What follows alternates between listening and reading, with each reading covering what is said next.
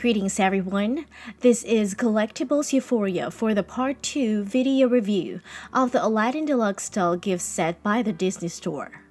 This set comprises all the major characters in the film, and Aladdin as well as Jasmine was reviewed on my first video, so I will post the link of the first video on the description box below. On the second video, I'll be tackling more on the remaining inclusions of characters such as Genie, Jafar, Rajah, and Abu. Stay tuned!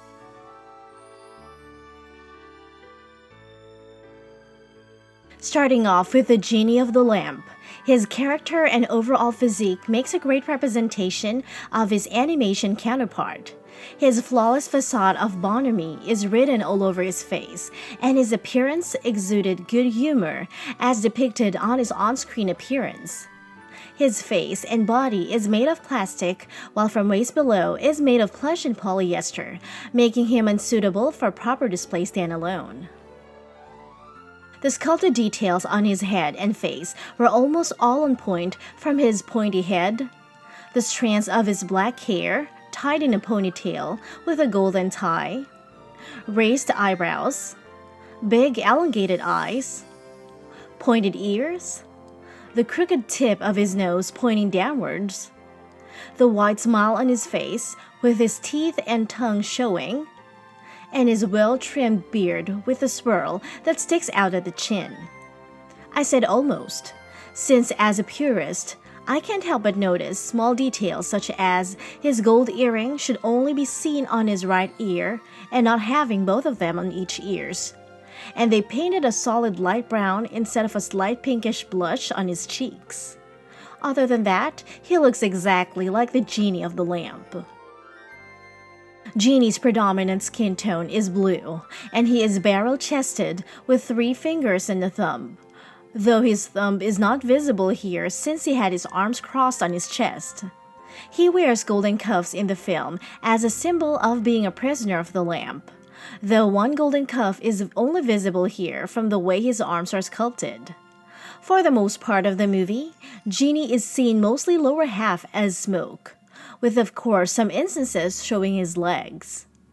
Genie also normally wears a red sash around his waist. He has a darker shade of blue harem pants with brown curly pointed shoes. Now, as a purist again, the pointed shoes should have been darker reddish brown in color as opposed to a light golden brown in here.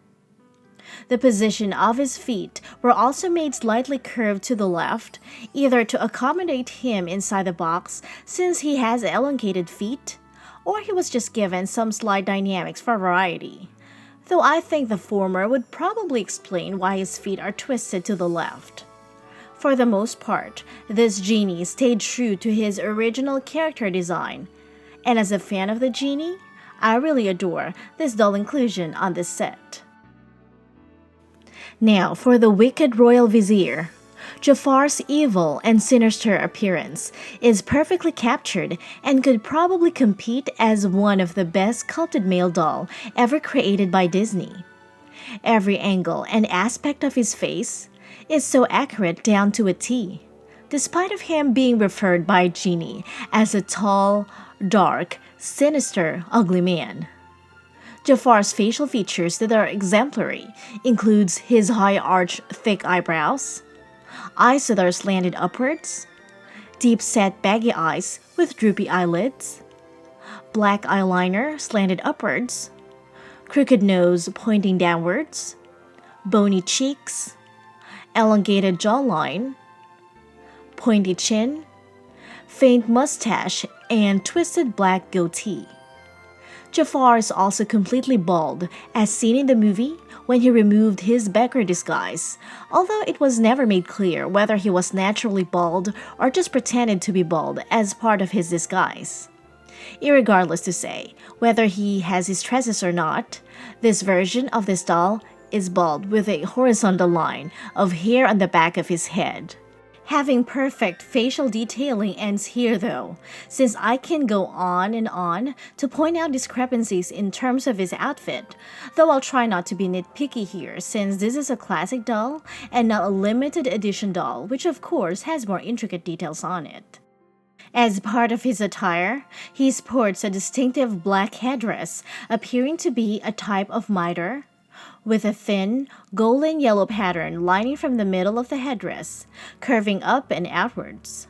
His headdress has a ruby set in the front, and is supposed to have bright red feather placed just above it, but is replaced instead by using a satin fabric with stitching details to resemble a feather.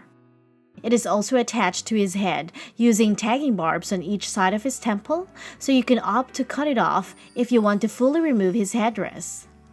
The headdress has a red fabric extending from the edge of the headdress down to his shoulders. Not perfect in appearance, but is satisfactory to replicate the design of the headdress. Jafar is a tall, bony man dressed in extravagant clothing, always seen carrying a gold, ruby-eyed cobra-headed staff, which is unfortunately not included here since I would really love to have the staff included because it has always been part of his overall getup. Jafar's on-screen outfit includes a black Arab garment similar to a robe that reached the ground, over top a red garment with bell sleeves. However, this garment is only one layer but still looks okay, especially on the shoulder area, making it to appear like two garments, and the end of the sleeves are of the same width as the shoulder area and not a bell sleeve. And since it is not a bell sleeve, it doesn't show a tight-fitting black sleeve underneath. The V-neck line is supposed to be a little deeper than the cut design here. He is also supposed to wear a tight-fitting light-colored garment that covers his neck, the back of his head, and his chest, which is again not included here. Underneath the second garment, he is supposed to be wearing another black shirt with very close-fitting sleeves that reach his wrists, which is again not done in here. The shoulders of his outer robe are pointed and connect to a long, billowing black cape with a blood-red interior and black on its outer side. The robe itself is oddly designed with a velcro in the front running all the way from the neck down to the edge of the robe, instead of just one long robe without any openings, or at least on the back, just like how they do with all the dolls' outfits. A red sash is tied around his waist with a velcro to secure it, located on the back.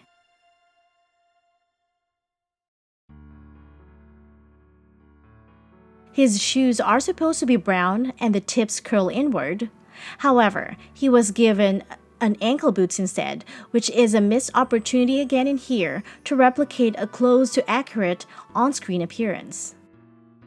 The entire outfit, even if not exactly accurate, looks decent and is a good way to bring about his character and overall appearance by opting for a simple, minimal look, though I know they could get easily away with it had they only include the right shoes to give to Jafar, since it looks really off when looking at his incorrect shoe inclusion from a viewer standpoint. Now onwards to Jasmine's loyal friend. Rajah is a figurine that bears the same resemblance as the one released in the deluxe singing Jasmine doll, which of course a bigger version of him. Rajah is nicely painted and sculpted with a glossy finish, and his stripes are nicely detailed on the back. The color is slightly lighter in shade as opposed to the one released in Jasmine doll package. The shade used though is actually accurate on this one than the previously one released, and Disney also corrected the size of Rajah since during my previous video review, I have mentioned how off his scale comparing to Jasmine's. Though still not very accurate in terms of scale, since he still looks a tad smaller, the scale is of course much better than the old one released in Jasmine's package. Disney also corrected the color of his eyes, since his sclera is supposed to be yellow, though I think it would look a little better if the cornea of his eyes are a little bigger than tiny dot painted here on his eyes. Abu, Aladdin's loyal friend, is as cute as he can be, appears to look like he came out of the screen, with his face slightly bigger than the previously released Abu.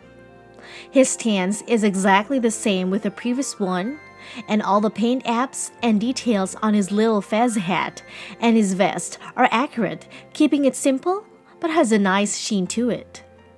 Unlike Rajah, Abu is in scale with Aladdin and looks great together with him for animation nostalgia seekers. The only doll in here that has joint articulation is Jafar, since Genie is non-posable due to his plush legs and feet. Articulation-wise, Jafar has all the same joint movements Aladdin is capable of, such as neck rotation,